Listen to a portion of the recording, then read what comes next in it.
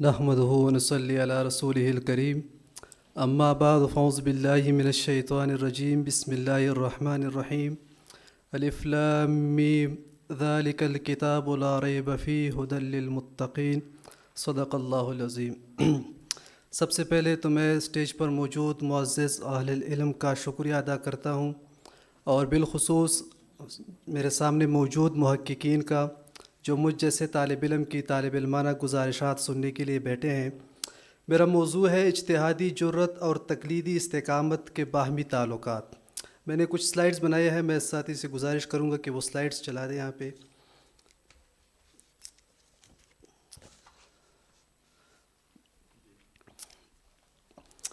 اسلامی فقہ کی تاریخ اس بات پر شاہد ہے کہ اسلامی فقہ کی ارتقاء میں اور اس کی تکمیل میں اجتہاد اور تقلید دونوں نے بنیادی کردار ادا کیا ہے، لیکن معاصر صورتحال یہ ہے کہ ایک طرف ایک قسم کی تقلید ہے جسے ہم تقلیدی جمود کہہ سکتے ہیں، جو اسلامی فقہ کو معاصر مسائل جو جدید دنیا کے جدید تقاضے ہیں اس سے کاٹ رہی ہے۔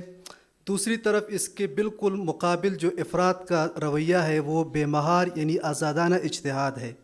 اس اجتہاد کی کوشش یہ ہے کہ وہ دین کے مسائل میں سہولت پیدا کرنے کی غرض سے وہ بنیادی نصوص کو بھی نظر انداز کر رہے ہیں۔ یہ دونوں رویے افراد اور تفرید کے رویے ہیں، جس کی وجہ سے فقہ اسلامی کی جو اصل شناخت ہے وہ متاثر ہو رہی ہے۔ یہاں پہ میرے تحقیق کا بنیادی سوال بھی یہی ہے کہ کیا تقلید کا افراد فقہ کو عصری مسائل جو جدید مسائل پیش آ رہے ہیں اس کو غیر متعلق بنا رہا ہے فقہ کو، کہ وہ ان مسائل پر کوئی رہنمائی دینے سے قاصر ہے، یا اگر اجتہاد کی جا رہی ہے تو وہ آزادانہ اجتہاد اس طریقے سے ہو رہی ہے کہ فقہ کی جو بنیادی ماخذ ہے، جو مصادر ہے، قرآن، حدیث، اجماع، قیاس وغیرہ، اس سے بالکل غیر متعلق بنایا گیا ہے۔ سلائڈز آگے نہیں ہو رہے بھائی جان۔ دوسری بات یہ ہے کہ ہمارے ہاں اجتہاد اور تقلید دونوں کو باہم متقابل یا متضاد تصورات کے طور پر پیش کیا جاتا ہے، حالانکہ یہ دونوں فقہ اسلامی کی سلائیڈ نیکسٹ پلے کریں۔ نہیں کر رکھا۔ یہ دونوں بالکل تکمیلی عناصر ہے، ان دونوں کی اشتراک سے فقہ اسلامی کا مکمل ہوتی ہے، اس کا ارتقاء ہوتا ہے۔ لیکن یہاں پہ جو یہ توازن ہے، یہ توازن شدید متاثر ہوا ہے، اور عدم توازن کی وجہ سے فقہ جو مسائل جو قیامت تک کے مسائل کے حل کے لیے ایک تغیر و ثبات کے بعد سے بھرپور ایک جامع نظام ہے، وہ کامل طور پر رہنمائی نہیں کر رہا۔ اس کی وجہ سے بنیادی سبب یہ ہے کہ ماضی کے فتاوی جات کو جامد انداز میں دہرانے تک محدود ہے۔ یہی وہ تقلیدی جمود ہے جس کا ہمارے سے پہلے ایک ساتھی نے فقہی جمود کے نام سے تذکرہ کیا کہ فقہی جمود ہے۔ تو پھر سوال یہ پیدا ہوتا ہے کہ ہمارے ہاں تو جتنے مسائل پیش آ رہے ہیں ان کو جوابات دی جا رہی ہے، ان پر اجتہادات ہو رہی ہے، تو فقہی جمود کہاں سے ہے؟ تو یہ اگر ہم یہاں پہ بیٹھ کر یہ فیصلہ کر رہے ہیں کہ فقہی جمود نہیں ہے، تو میرے خیال میں یہ جذباتی فیصلہ ہو سکتا ہے۔ ہم اگر جائیں گے باہر دیکھیں گے، روایتی اہل علم کا رویہ دیکھیں گے، تو ہمیں اندازہ ہوگا کہ آج بھی اسی طرح فقہی جمود ہے جو آج سے 15-20 سال پہلے تھا۔ گزشتہ سال اسلام آباد میں طبی اخلاقیات کے نام سے ایک کانفرنس ہوئی تھی، اس میں اعضاء کی پیوندکاری پر 10-5 مقالات پیش کیے گئے تھے۔ ان میں اکثریت اسی مقدمہ پر مبنی تھی کہ قدیم فقہاء نے اعضاء کی پیوندکاری کو ناجائز قرار دیا ہے، لہٰذا اس کی معاصر جتنی بھی صورتیں ہیں وہ جائز نہیں ہے۔ اس طرح کا جمود پایا جاتا ہے، لیکن اس جمود یا تقلیدی استقامت کے لئے اس کی بنیادی وجہ کیا ہے، ان وجوہات پر بات کریں گے۔ اس پر جو جدید ہمارے ہاں لٹریچر لکھا گیا ہے، قدیم لٹریچر میں تو بہت مباحث ہے، لیکن ان میں بنیادی طور پر اجتہاد کی اہلیت، اجتہاد کا تصور، حدود وغیرہ یہ مباحث کی گئی ہے۔ جدید دنیا میں جوزف شاخت نامی مستشرق ہیں، انہوں نے بنیادی طور پر اس تصور پر بحث کی ہے کہ اسلام میں اجتہاد کا تصور ختم ہو چکا ہے۔ انہوں نے اپنی کتاب ان انٹروڈکشن ٹو اسلامک لا میں اس تصور پر تنقید کی اور یہ کہا ہے کہ کچھ عرصے بعد جو فقہی ارتقاء کا جو سفر تھا وہ سست ہو گیا اور اب بالکل جامد ہو چکا ہے۔ حالانکہ ہماری اسلامی فکر میں بہت سی محققین نے اس تصور پر تنقید کی کہ یہ نہیں ہو سکتا کہ اجتہاد کا دروازہ بند ہو جائے۔ ان میں سب سے نمایاں ڈاکٹر علامہ اقبال رحمہ اللہ نے ریکنسٹرکشن آف ریلیجس تھاٹ میں جو اجتہاد کے نام سے خطبہ دیا ہے، اس میں انہوں نے بنیادی طور پر یہی جواب دیا ہے کہ یہ اگر کوئی اور مذہب یہ دعویٰ کرے کہ ہمارے مذہب میں اجتہاد کا دروازہ بند ہو چکا ہے تو وہ قابل قبول ہو سکتا ہے، لیکن اسلام میں جہاں قرآن کریم میں اللہ تعالیٰ بارہا تدبر کی دعوت دیتے ہیں، غور و فکر کی دعوت دیتے ہیں، اس میں یہ دعویٰ کرنا کہ اجتہاد کا دروازہ بند ہو چکا ہے یہ ممکن نہیں ہے۔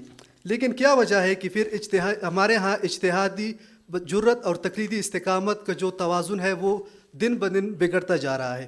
یہاں پہ بنیادی طور پر ہمیں اجتہادی جرت اور تقلیدی استقامت کے تعلق کو بھی سمجھنا ہوگا۔ اس کے لیے بنیادی طور پر 4 مقدمات کو پیش کیا جاتا ہے کہ ان 4 مقدمات کو سمجھ کر یہ اجتہاد اور تقلید کا تعلق سمجھ میں آ جاتا ہے۔ سب سے پہلا جو مقدمہ ہے وہ یہ ہے کہ اجتہاد ہر دور کی ضرورت ہے، اس سے کسی کو انکار نہیں ہے۔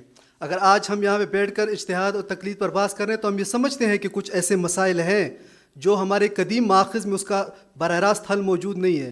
قرآن کریم میں بھی بہت سی جزوی مسائل کا حل موجود نہیں ہے، لیکن ان کے اصول اساسی مباحث موجود ہے تو ہم ان سے اجتہاد اور اخذ کریں گے۔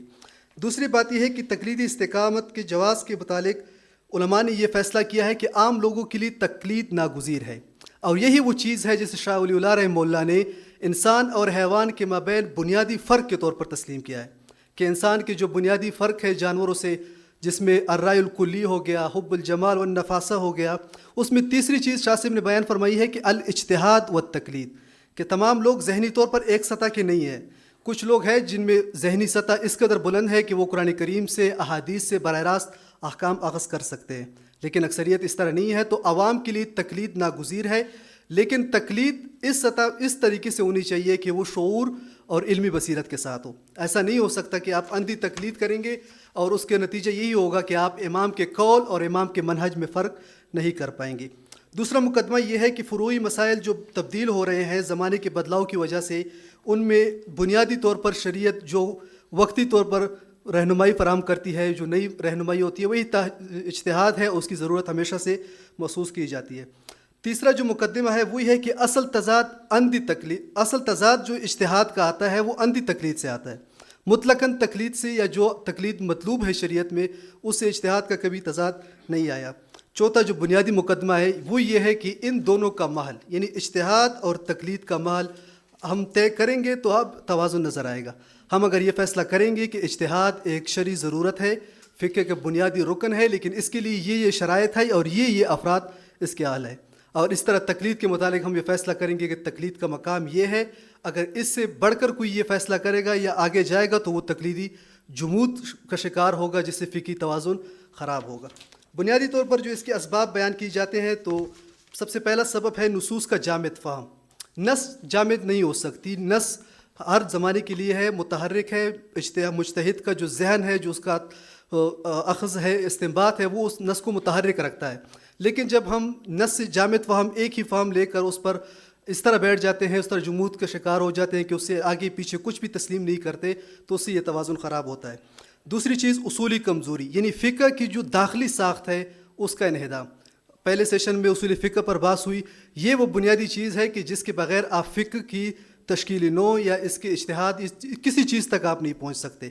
سب سے پہلے ہم نے اصول فقہ جو بنیاد ہے فقہ کے لیے اس کو سمجھنا ہوگا، اس کے ٹیکنیکل مباحث کو سمجھنا ہوگا، تب جا کر ہم اس توازن تک پہنچ پائیں گے۔ تیسری جو بنیادی وجہ ہے وہ فقہ کی حقیقت سے ناواقف افراد کی مداخلت ہے، جیسا کہ ڈاکٹر صاحب نے ابھی گفتگو کی پہلے سیشن میں کہ غیر متخصصین مداخلت کر رہے ہیں، جو اجتہاد کا اہل ہی نہیں ہے وہ جا کر اجتہاد کر رہا ہے۔ اور میں سمجھتا ہوں کہ یہ جو تقلیدی جمود ہے اس کی وجہ بھی یہی لوگ ہیں جو غیر اہل ہو کر اجتہاد کرتے ہیں، جس کی وجہ سے روایتی اہل علم میں ایک جذباتی رد عمل پیدا ہوتا ہے کہ وہ مطلقاً اجتہاد کا ہی انکار کر بیٹھتے ہیں۔ اگر انکار نہیں کرتے تو وہ کسی ایسے شخص کے اجتہاد کو تسلیم نہیں کرتے۔ جو پانچواں سبب ہے وہ تقلید غیر شعوری ہے کہ ہم اکثر تقلید کرتے ہیں اور تقلید بھی شعور سے عاری ہوتا ہے، علمی بصیرت یا کسی ایسی چیز پر نہیں کرتے۔ ہم تقلید اور عقل فکر کا تعطل، اس کے درمیان جو بنیادی حد فاصل ہے اس کو بھول جاتے ہیں۔ ہم کہتے ہیں کہ میں تقلید کر رہا ہوں تو مطلب اس کہ میں نے اپنی فکری جو میرے غور و فکر کا جو نظام ہے، جو بار بار مجھے تاکید کی گئی، بار بار ترغیب دی گئی ہے، اس کو تعطل کرنا ہے۔ اس کے خارجی مظاہر بہت صورتوں میں سامنے آتے ہیں۔ قدیم مسائل پر غیر مشروط اصرار پایا جا رہا ہے، حالانکہ حالات بدل گئے ہیں، تقاضے بدل گئے ہیں، لیکن ہم وہ قدیم جو ہمارے ماخذات ہیں یا جو ہمارے فتاوی ہے ان پر ہم اصرار کیے بیٹھے ہیں۔ فقہ کے حقیقی مناہج اور اصولوں سے انحراف پایا جا رہا ہے، اصول فقہ کی غیر منطقی تعبیر کی جا رہی ہے. ایسی تعبیر جو فقہ کی تشکیل نو یا اس کے معاصر مسائل کے حل کے لیے وہ کسی بھی صورت میں قابل قبول نہیں ہو سکتی. میرا وقت پورا ہو چکا ہے, 1-2 منٹ ہے. میں آخری بات جو میں نے بطور حل کے ایک ایسا منہج, ایک ایسا فریم ورک جس میں دونوں چیزیں اجتہاد اور تقلید دونوں کو توازن کی صورت پر رکھ سکتے ہیں. اس میں بنیادی طور پر 3 تصورات ہیں. ایک تصور تو اجتماعی اجتہاد کا ہے جس پر بہت سے محققین نے گفتگو کی, اس پر ضرورت نہیں ہے, بس یہ کہنا کافی ہوگا کہ آج کے مسائل کے حل کے لیے اجتماعی اجتہاد ایک ناگزیر ضرورت ہے. دوسری جو چیز ہے وہ اجتہادی مقاصدی ہے, یعنی مقاصد وہ نتائج, وہ اہداف یا وہ غایات جو شریعت نے کسی حکم کے ضمن میں رکھے ہیں, ان اہداف تک رسائی حاصل کر کے ہم مستقبل میں جتنی بھی مسائل آئے ان مقاصد شریعہ کی روشنی میں ان کو حل کریں. تیسری چیز جو ہے وہ تقلیدی شعوری ہے کہ ہم تقلید کریں اور تقلید بھی شعور کے ساتھ ہو. ایسے نہ ہو کہ غیر شعوری طور پر علمی بصیرت کے خلاف ایک بس مطلقاً تاکید تقلید پر جس کو ہم عقل اور فکر کے تعطل کا نام دے کر بیٹھ جائے, یہ تقلید, اس طرح تقلید صحیح نہیں ہے. میرا وقت پورا ہو چکا ہے اور میں نتائج اور پیش کرنا چاہتا تھا, لیکن چونکہ وقت مکمل ہو چکا ہے, اگر کسی ساتھی کا کوئی سوال ہو تو وہ پوچھ سکتے ہیں.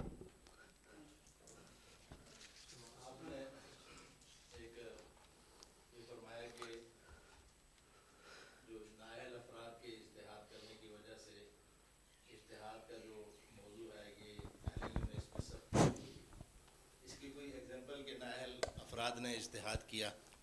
جی بالکل, اس کی بہت سی مثالیں ہو سکتی ہے. جیسا کہ ابھی بہت پہلے یہ اعضاء کی پیوندکاری کا مسئلہ تھا تو اس پر کچھ ایسے لوگوں نے مداخلت کی جس کی وجہ سے باقاعدہ اس کے رد میں دینی مدارس کے دارالافتاء سے فتاوی جات جاری ہوئی کہ اعضاء کی پیوندکاری جائز نہیں ہے.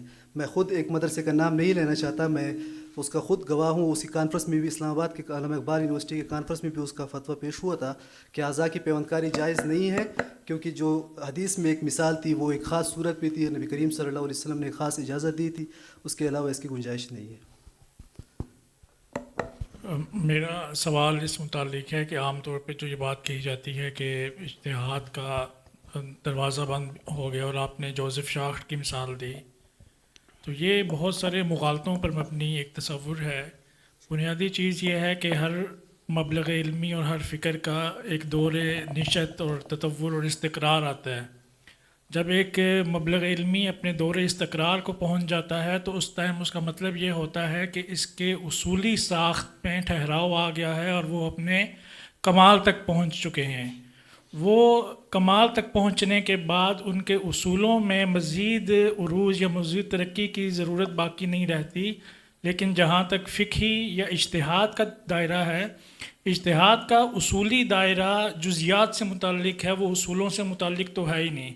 جب ہم اجتہاد کی بات کرتے ہیں تو وہ اس کا مطلب یہ ہوتا ہے کہ ان اصولوں کی تطبیق کا جو منہج ہے اس کی ہم بات کریں کہ اجتہادی آراء, فقہی آراء اجتہاد کی چھلنی سے چھن کر جب وہ آئیں گی تو اجتہاد کی جمود سے کوئی تعلق نہیں ہے. کہ جب ہم کہتے ہیں کہ جب جمود آ گیا ہے, جمود نے ہمیں گھیرے میں لے لیا ہے, تو بنیادی طور پہ میں یہ کہنا چاہتا ہوں کہ یہ تصور اپنی بنیاد میں ہی غلط ہے کہ ہم کسی جمود کا شکار ہیں. اس لیے کہ جب ہم بینکنگ سیکٹر کو دیکھتے ہیں یا جتنے جدید فنامنا ہیں یا جتنے جدید منابع ہیں جو آج کی مسلم سماج کو جنہوں نے اپنے گھیرے میں لیا ہوا ہے, اس سب معاملات میں اجتہاد تو ہو رہا ہے. اب ایک اجتہادی کوشش کے بعد اگر ایک مجتہد یا ایک فقی ایک رائے پر پہنچتا ہے, اس رائے سے اتفاق اور اختلاف الگ چیز ہے. مثال کے طور پر کوئی اگر مجتہد اس رائے پر پہنچتا ہے کہ اعضاء کی پیوندکاری جائز نہیں ہے, تو اس کا یہ مطلب نہیں ہے کہ وہ جمود کا شکار ہے. مطلب یہ ہے کہ اس نے تتبع کیا, غور و فکر کیا, اور غور و فکر کرنے کے بعد جب وہ یہ رائے اپناتا ہے کہ یہ اعضاء کی پیوندکاری جائز نہیں ہے, تو ہم اس کو فقہی جمود سے کیوں جوڑتے ہیں؟ اجتہاد تو ہو رہا ہے, اس نے علمی ایک اپنی کاوش کی ہے, مساعی کی ہے, جد و جہد کی ہے, آراء سے اختلاف تو ہو سکتا ہے. دوسری چیز یہ ہے کہ آپ نے 5 مقالوں کی مثالیں دی. 1987 یا 1990 میں جو دارالعلوم کراچی نے اپنی ایک مجلس بنائی ہوئی تھی, مجلس اس طرح کا کوئی نام تھا ان کا کہ وہ مسائل حاضرہ پر گفتگو کیا کرتے تھے. 1990 کی اس دہائی میں مولانا تحسین صاحب جامعہ بنوریا کے جو مفتی تھے, انہوں نے اعضاء کی پیوندکاری کا فتویٰ دیا تھا. یعنی اس کے علاوہ جو مجلس فقہ اکیڈمی ہے ان کی مجاہد الاسلام قاسمی صاحب کی، وہاں پر بھی ہمیں اس کے جواز کے ملتے ہیں. فقہ اکیڈمی جدہ میں بھی اس طرح کے بہت سارے مقالہ جات موجود ہیں. تو اس چیز کو کہ ایک رائے کے بعد جب آپ کو اس سے اختلاف ہو اور وہ رائے پوری ایک علمی جہود اور مساعی کے بعد آئی ہو، تو اس کو ہم جمود سے کیوں جوڑتے ہیں اور کیوں کر جوڑ سکتے ہیں؟ پہلی بات تو یہ ہے کہ آپ نے جوزف شاخت کے متعلق کہا کہ اس نے یہ تصور دیا ہے کہ مطلب میں نے کہا تھا کہ جو فقہ کا ارتقاء ہے وہ سست یا جامد ہو گیا ہے. یہ تو جوزف شاخت کی شخصی رائے ہے. اس پر وائل خلاق نے بھی تنقید کی ہے کہ ایسا نہیں ہے کہ فقہ میں جمود پیدا ہوا ہے یا جو اجتہاد کا عمل ہے وہ سست روی کا شکار ہو گیا ہے. وہ تو ہو رہا ہے، یہ تو الگ بات ہے. باقی یہ مطلب یہ نہیں ہے کہ اگر کوئی شخص اعضاء کی پیوندکاری کے عدم جواز کا کہہ رہا ہے تو وہ جمود کا شکار ہے. وہ تقلیدی استقامت کی وجہ سے کہہ رہا ہے، کیونکہ جتنی بھی پاکستان میں اعضاء کی پیوندکاری کے متعلق جواز پر جو فتوے میں نے دیکھے ہیں وہ ایک مفتی تقی عثمانی صاحب کا ہے جنہوں نے 10 سخت کڑی شرائط کے ساتھ جواز کا فتویٰ دیا تھا. دوسری نمبر پہ مفتی منیب الرحمان صاحب نے فتویٰ دیا تھا. آج بھی دیکھیں پاکستان کی صرف یہ تو نہیں ہے، جتنی بھی بڑے دارالفتاء ہے بشمول میری مادری علمی ہے جامعہ دارالعلوم حقانیہ جہاں سے میں نے پڑھا ہے، وہاں پہ بھی جو رئیس دارالفتاء اور نائب رئیس دارالفتاء اس میں اس مسئلے کا اختلاف ہے. جو رئیس دارالفتاء ہے وہ اس مسئلے میں تقلیدی استقامت کے قول پر عمل کرتے ہیں کہ چونکہ جمہور نے ہمارے متقدمین نے بنیادی طور پر اس کی اجازت نہیں دی تو یہ جائز نہیں ہے. تقلیدی استقامت چونکہ یہی میں کہہ رہا ہوں کہ جو نقل آ رہا ہے اس پر مشروط اصرار کیا جا رہا ہے، بغیر مشروط اصرار کیا جا رہا ہے. اس کے جو موجودہ حالات ہیں یا جو جدید تقاضے ہیں اس پر غور و فکر کے بجائے جو نقل آ رہا ہے اسی کو آگے نقل کرتے آ رہے ہیں. یہ تقلیدی استقامت ہے اور اس کو توازن کے ساتھ اجتہادی بصیرت جرت کے ساتھ رکھنا ہوگا، تب فقہ توازن بہت درست ہو سکتا ہے. آخر دعوانا بہت شکریہ مفتی صاحب. میں یہاں پہ ایک تعلیق کا اضافہ فرمانا چاہتا ہوں. جس طرح سے نعمان جی انہوں نے جو چیز کا تذکرہ فرما رہے تھے نا، یہاں پہ ہر چیز میں اجتہاد ہو رہا ہے، یعنی اس کو منع کرنے میں بھی اور اس کا حل تلاش کرنے میں بھی، چاہے ایک پازیٹیو نتیجے میں پہنچے اور دوسرا نیگیٹو نتیجے میں پہنچے. یہ اس بات میں نہیں ہے. جمود کا جو جہاں تک مجھے شاید میری ناقص رائے غلط بھی ہو سکتی ہے، لیکن جو مجھے سمجھ آئی ہے وہ یہ ہے کہ پورا معاشرہ متذبذب کا شکار ہے کہ کوئی اجتماعی اس کا حل ہی نہیں ہوتا.